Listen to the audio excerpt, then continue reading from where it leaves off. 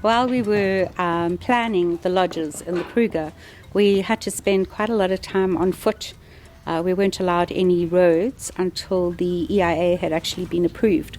So we used to have to drive to the closest parameter road and then walk from there on site to the various sites that had been identified for these camps.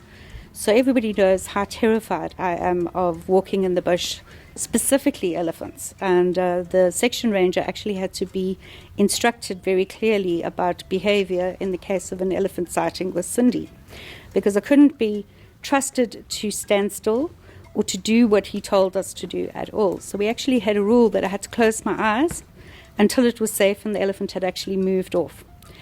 Now, on one such occasion, we actually ended up being allowed off-road access into the concession area once every week, and this was for the purpose of taking various architects on site, etc. So we'd actually gone in off-road, but the weather was quite bad. It was rainy, and we were so excited about having this off-road access into the Kruger National Park. We parked, and I had brought along a very special bottle of champagne, which we duly popped the cork because this was one of the first times we actually off-roaded inside the Kruger National Park.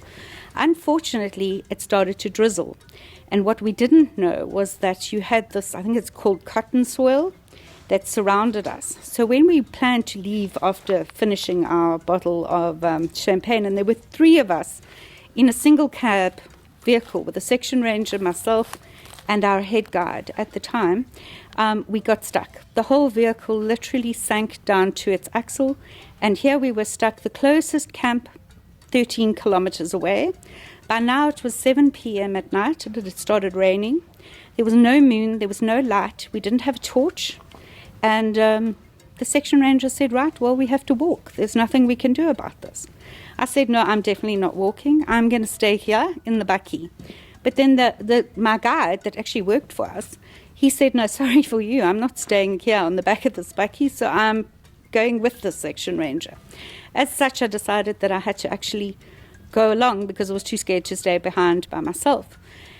So we started walking the 13 kilometers, which I wasn't quite sure whether I could actually walk 13 kilometers physically. And for the first 2 Ks at least, I was having complete panic attack. I could barely breathe. I was convinced that there was a leopard behind every bush, or there was a lion around every corner to jump on me. At one stage, we actually walked through a herd of ellies. We just heard them screaming and running off into the bushes.